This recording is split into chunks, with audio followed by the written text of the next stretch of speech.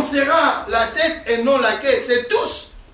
En tant que corps, nous ne serons pas la queue, mais nous serons la tête. C'est ça, alléluia, alléluia, alléluia. Si vous ne respectez pas l'ordre établi, vous n'êtes pas de Dieu. Si toi tu veux être devant, tu seras derrière.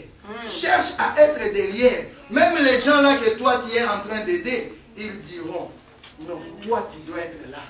Dieu mérite une double honneur, bien-aimé. Tiens-toi debout, toi qui es encore assis, toi qui regardes à gauche, à droite, moi je te vois, je t'attends. Que tu te lèves. Amen. Alléluia. Bien-aimé, je vais vous présenter l'homme. L'homme que le Seigneur a choisi ce matin. Pour nous donner la bonne nourriture préparée par lui-même, le Saint-Esprit. C'est un homme de Dieu bien-aimé que le Seigneur est en train d'utiliser. Alléluia. Pendant que j'appelle le pasteur Émile, nous acclamons très très fort pour Jésus-Christ.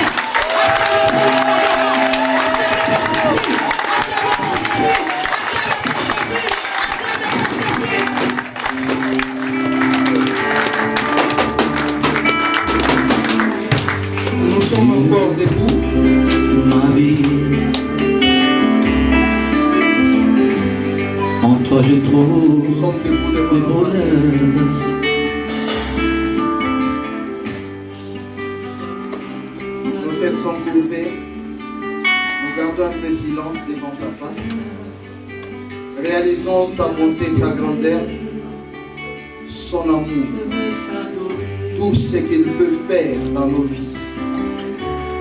Réalise ce que déjà Dieu a fait dans ta vie.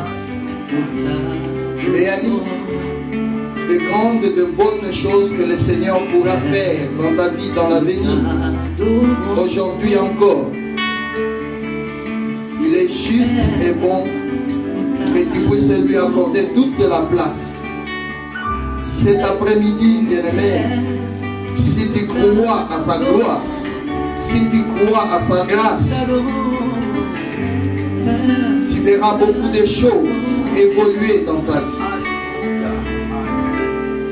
Il n'est pas le Dieu d'hier, il est le Dieu d'aujourd'hui. Il n'est pas le Dieu d'après, il est le Dieu de maintenant. Voilà pourquoi il a dit aujourd'hui, si vous entendez sa voix, n'endurcissez pas vos cœurs. Je veux que tu puisses entrer devant sa présence. Je veux que tu puisses réaliser sa grandeur, sa bonté, sa magnificence. C'est un Dieu réel, bien-aimé. C'est un Dieu tout grand et tout puissant. Les cieux l'appellent l'incomparable.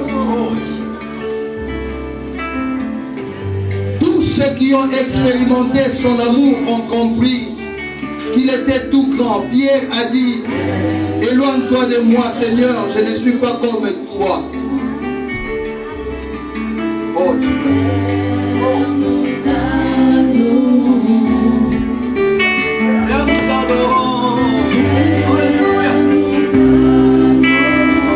Nous voulons t'écouter, parle-nous. Alléluia. Nous venons dans ta maison pour t'écouter, Jésus. Alléluia. Mais voici devant ton trône, parle-moi. Alléluia. Père, nous t'adorons.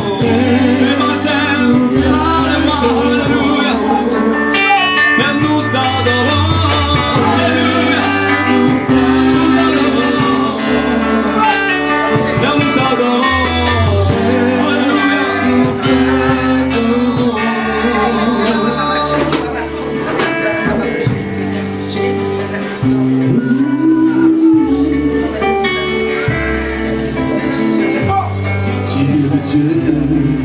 Ma vie, en toi je trouve le bonheur. Reçois, oh Dieu, l'adoration d'un cœur que tu as sauvé. Je veux t'adorer.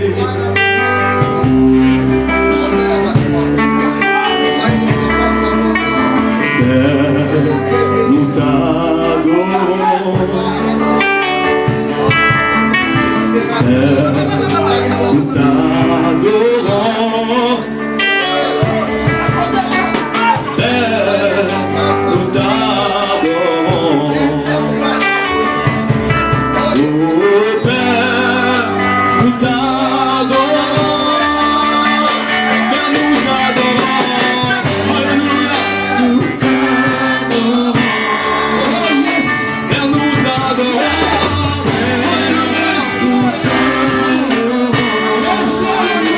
Père, nous t'acclamons.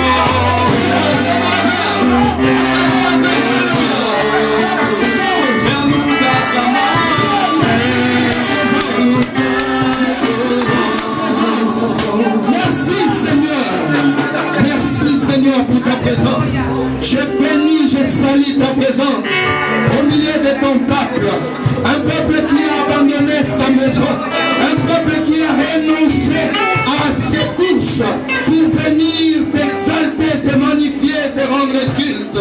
Cet après-midi, Seigneur, je crois fermement que tu es au milieu de ce peuple pour le bénir, le guérir, le sauver. Merci Seigneur. Amen. Amen. Nous pouvons acclamer le Seigneur. Gloire à Jésus, nous pouvons nous asseoir, s'il vous plaît. Il est merveilleux, notre Dieu.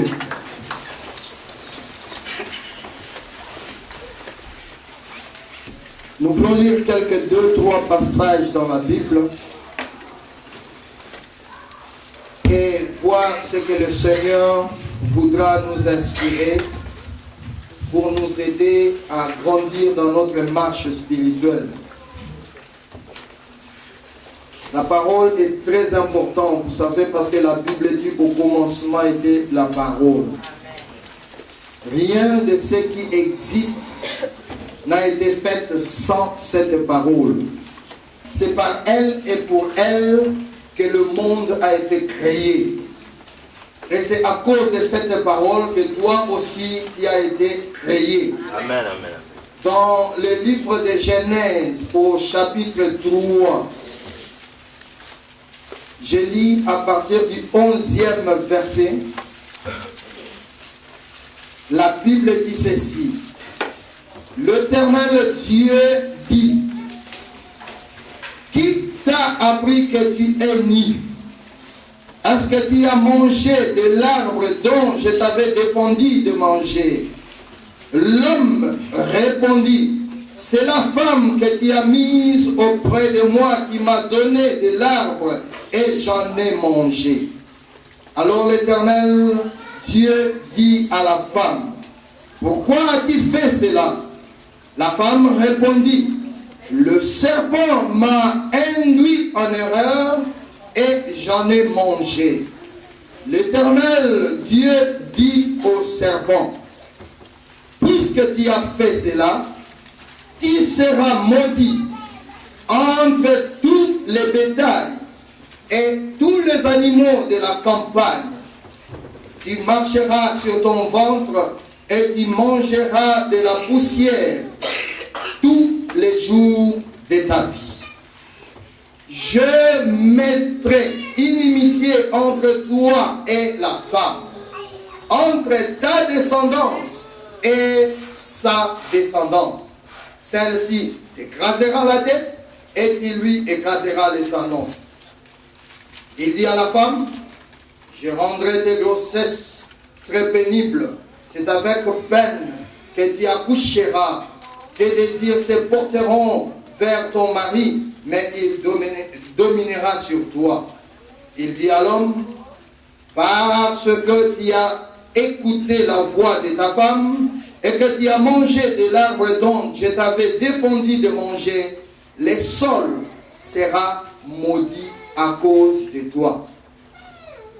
Parce que tu as écouté la voix de ta femme et que tu as mangé de l'arbre dont je t'avais défendu de manger, le sol sera maudit à cause de toi. Je veux que nous puissions répéter tous ensemble ces derniers versets. Tous ensemble, même si tu as une Bible en Swahili ou en Kikongo ou je ne sais pas moi, en portugais, on va lire tous ensemble. Amen. Amen. Le dernier verset. Comment?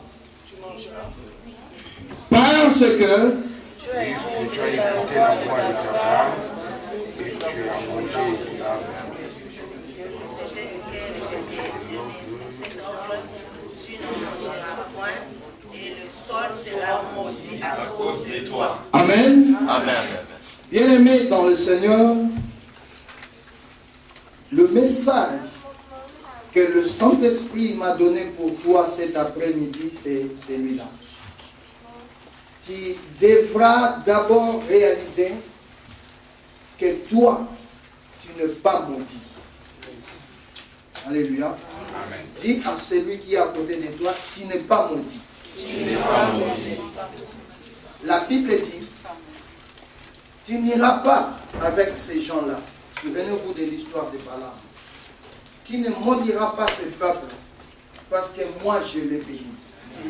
Personne au monde n'a le pouvoir de maudire une personne que Dieu n'a pas maudit. Si Dieu ne t'a pas maudit, personne au monde, pas même tes parents, ne pourront te maudire. La malédiction, si ça peut exister, ça doit commencer par Dieu. Or, dans le cœur de Dieu, dans la pensée de Dieu, dans le plan de Dieu, il n'existe pas de malédiction réservée par Dieu pour l'homme. Alléluia. Amen. La souffrance peut venir, les difficultés peuvent venir, mais ne pensez jamais à la malédiction, car Dieu n'a jamais pensé la malédiction pour toi. La Bible dit que Dieu a créé les cieux et la terre. Les jours de la restauration, quand il a commencé, il a restauré les choses parce que la terre était informe. La terre était vide. Alors Dieu a pris la décision de restaurer cette terre qui était informe. Il a donné la forme et il a instauré le système solaire, la lumière et toutes ces choses-là. Il a créé l'homme, la Bible dit, à son image. Je n'ai jamais vu au monde une personne qui peut maudire son image. Personne. Tu ne peux pas maudire ton image, à moins que tu aies quelque chose dans la tête. Mais figure-toi que Dieu est la personne la plus équilibrée qu'on peut trouver dans tout l'univers.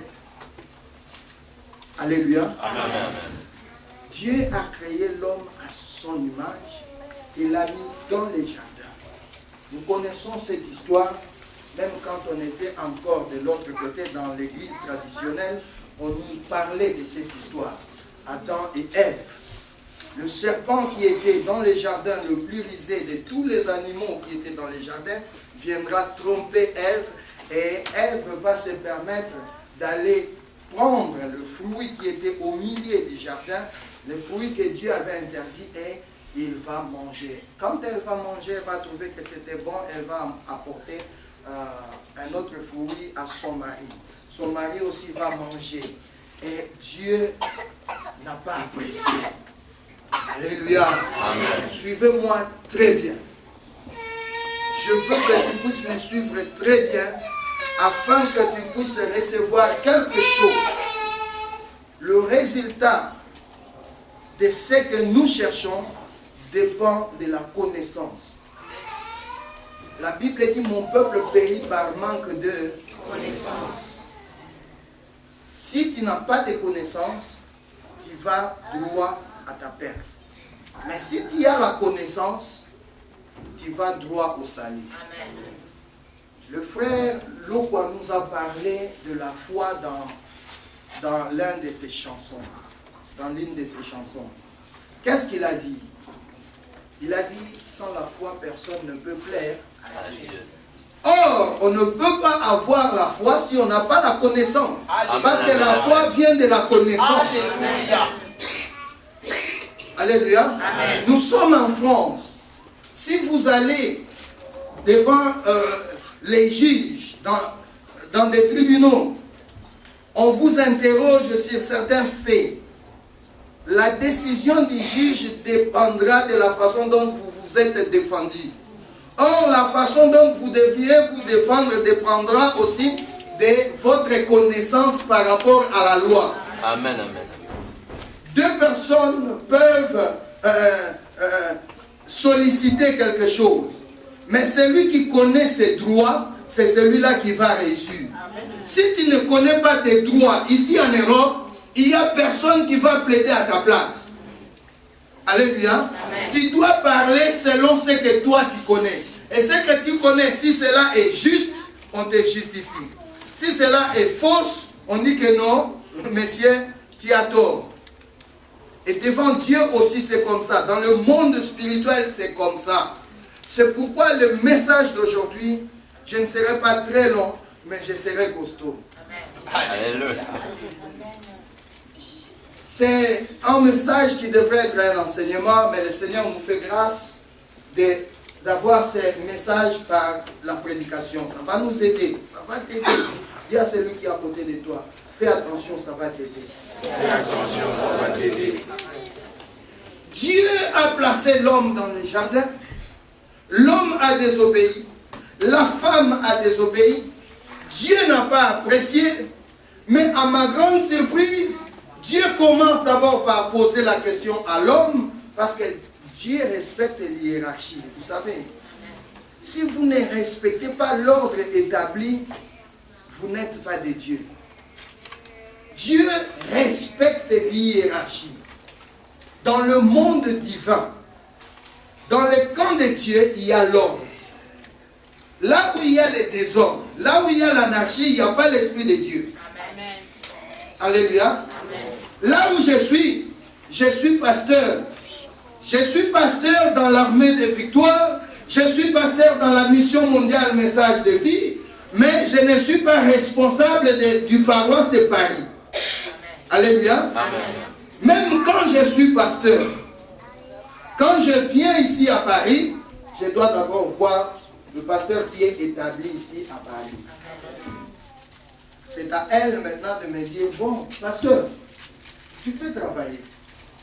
S'il me donne le micro, il me donne la parole, à ce moment-là, le Seigneur est d'accord, il pourra maintenant commencer à travailler par rapport à la grâce qu'il a mis en moi.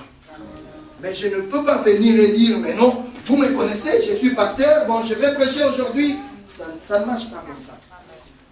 Dieu aime l'ordre. Et il a commencé par l'homme. Parce qu'il savait. Il a donné la responsabilité à qui? À l'homme. Homme, où es-tu? Je suis ici. Il dit, mais pourquoi tu te caches? Parce que je suis né. Ah, donc tu as fait quelque chose. Ah, à l'homme maintenant de se défendre. Non, écoutez, c'est vrai, tu as raison, mais c'est la femme que Dieu a mis à mes côtés. Alléluia. Amen. Dieu va regarder la femme. Mais femme, pourquoi tu as fait ça? La femme dit, oui, c'est vrai. Tu as raison, je fais ça. Mais c'est le serpent qui m'a énervé. Dieu regarde le serpent. Regarde la différence, la réaction de Dieu. Quand il a parlé à l'homme, Dieu a dit autre chose. Il n'a presque rien dit. Pourquoi tu as fait ça? Et il tourne vers la femme. Femme, pourquoi tu as fait ça? Dieu n'a rien dit. Mais arrivé au serpent, serpent, pourquoi tu as fait ça? Il n'a même pas demandé, serpent, pourquoi tu as fait ça, n'est-ce pas? Je ne sais pas si nous avons tous lu. Amen. Il n'a pas demandé au serpent la même question qu'il a posée à l'homme ou à la femme. Chez le serpent directement, puisque tu as fait cela. Donc, il n'y a pas d'excuse. L'homme et la femme, Dieu était un peu large. Vous comprenez? Amen. Comment ça, l'homme? L'homme dit non, c'est la femme. Eh bien, c'est la femme. Donc, tu vois, la Bible ne le dit pas. Mais médite, entre dans le cœur de Dieu, tu verras une douleur. C'est comme un parent qui voit son fils ou sa fille tomber dans une faute quelconque. C'est vrai que tu n'aimes pas la faute, mais c'est vrai aussi que tu ne peux pas rejeter ton fils. Il y a la faute, c'est vrai, mais il y a aussi le fait que c'est ton fils ou c'est ta fille. Et Dieu était devant un fait accompli. Et quand il arrive devant le serpent, c'est là où il fait sortir ses muscles. Serpent, comme tu as fait cela, à partir d'aujourd'hui, tu es maudit. Il n'y a pas de malédiction pour la femme, il n'y a pas de malédiction pour l'homme. Alléluia. Amen. Mais chez le serpent, tu es maudit. Et le dernier verset que nous avions lu, c'est là aussi le verset important. Dieu, au lieu de dire quelque chose à l'homme, il dit, parce que tu as fait cela, je reconnais que tu as mal fait.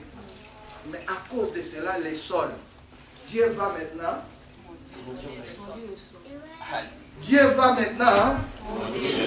parce que tu as fait cela, mais qui a péché? Est-ce que c'est le sol? Non. Mais pourquoi le sol? La souffrance que nous pouvons connaître, ça ne vient pas de notre malédiction. Le sort a été jeté au sol.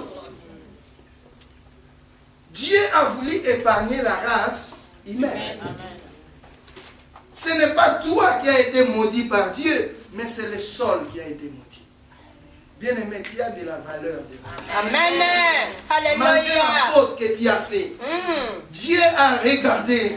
Il dit, mais qu'est-ce que je fais? C'est comme un homme fort qui se met en colère, au lieu de te frapper, il commence à casser les chaises, le meuble, les trucs dans la maison. Pourquoi il est en colère? Mais tu vois un homme fort, au lieu de frapper sa femme, il commence à casser les verres. Et la femme, comme vous les mamans, vous êtes toujours fortes en parole. Excusez-moi. Et il y a aussi marqué, il a mis sur ma veille. Alléluia. Amen. C'était un peu comme ça. Bien-aimé dans le Seigneur, Dieu, dans tout ce qu'il disait, a lâché un mot ou quelques phrases. Il a dit au serpent, je mettrai inimitié entre toi et la femme. Entre ta descendance à toi, serpent, et la descendance de la femme. Je mettrai inimitié entre toi, serpent, et la femme. Entre la descendance de la femme et ta descendance. Et c'est là le vrai problème. Dieu, quand il a dit cela, il n'a maudit personne. Mais pour Dieu, c'était une façon de punir le serpent. C'était dans la punition du serpent. Mais pendant tout ce temps, nous aussi, nous participons dans ce genre de difficultés parce qu'il a dit, il va t'écraser le talon, mais toi tu vas le mordre. Hein? Il va t'écraser la tête, toi tu vas le mordre les talons. Alléluia. Amen. Toi, tu vas écraser la tête du serpent et le serpent va chercher à te mordre les talons. Bien aimé, la femme, c'est qui? La Bible dit que nous sommes l'épouse du Christ. La Bible dit que nous sommes la femme qui a été préparée au mariage pour le Seigneur. Alléluia. Alors, l'Église, c'est la femme du Christ. L'Église, c'est la femme de Dieu. Et la descendance de la femme, c'est tout celui qui est membre de l'Église.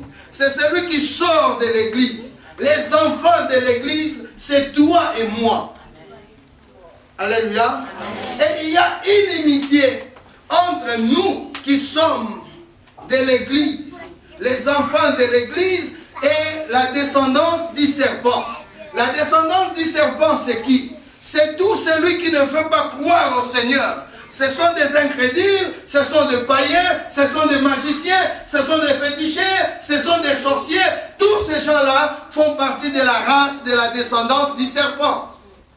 Tu peux venir à l'église, tout en venant à l'église, mais si tu ne crois pas au Seigneur, si tu ne crois réellement pas au Seigneur, tu es de la descendance du serpent. N'oublie pas, que la Bible dit que dans les derniers jours, et nous sommes dans les derniers jours déjà, l'homme du péché va établir son trône dans l'église.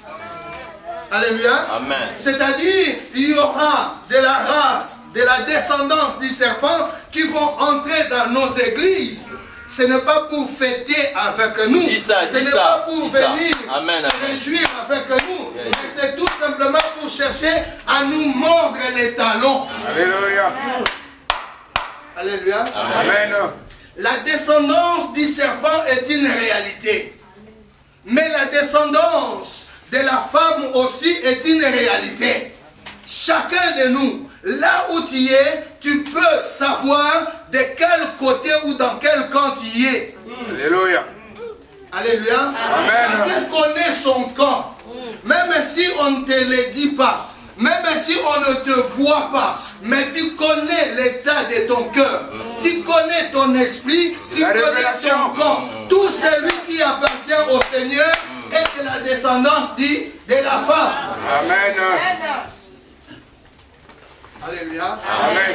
Ma Bible dit, celui qui n'aime pas son frère ne peut pas prétendre qu'il est de Dieu. Alléluia, alléluia, alléluia. Si tu n'es pas de Dieu, il n'y a pas trois camps. Il y en a deux seulement. Amen, amen, si tu n'es pas de Dieu, tu es de la descendance du serpent. Amen.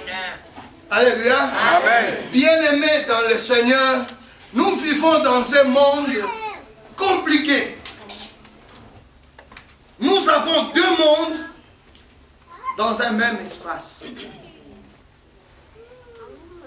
Le monde a été créé par Dieu bien sûr, mais Dieu l'a divisé en deux parties, en deux camps.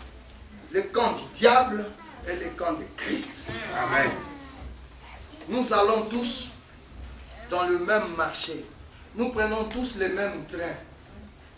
Nous allons tous dans les mêmes instituts. Alléluia. Amen. La Bible dit, au jour de l'enlèvement, la femme sera prise, l'homme va rester. Oh, l'homme sera prise, la femme va rester. Pourquoi? Malgré qu'ils sont unis dans le lien du mariage, mais ils sont deux espèces différentes. Alléluia. Alléluia. Amen. Je mettrai une inimitié entre toi, serpent, et la femme. Je mettrai une inimitié entre Christ et Belzéboul, le diable. Je mettrai une inimitié entre la descendance du Christ et la descendance du serpent, le diable.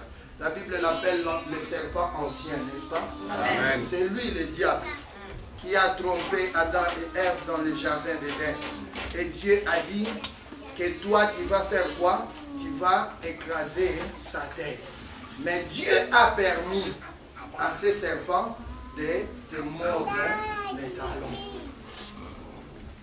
Je suis en train d'arriver lentement et sûrement. Doucement, on est en train d'aller là où le Seigneur veut que tu arrives. Dieu a dit, le serpent va te mordre les talons. Mais toi, tu vas le craser la tête. C'est-à-dire, il y a un combat qui a été proclamé. Celui qui peut être plus fort que l'autre va remporter. C'est pourquoi moi je dis toujours, arrête de pleurer. Nous ne sommes pas dans un temps où les gens qui pleurent peuvent voir la main de Dieu. Non. La guerre a été proclamée, la guerre a été déclenchée, la réalité est là, tu dois combattre. Amen. Tu dois t'attendre à ce que si ce n'est pas toi qui domines sur ton ennemi, c'est ton ennemi qui prendra les décisions. Alléluia. Amen. Ce qui me fait mal aujourd'hui dans nos églises, moi vous savez, Dieu m'a donné un message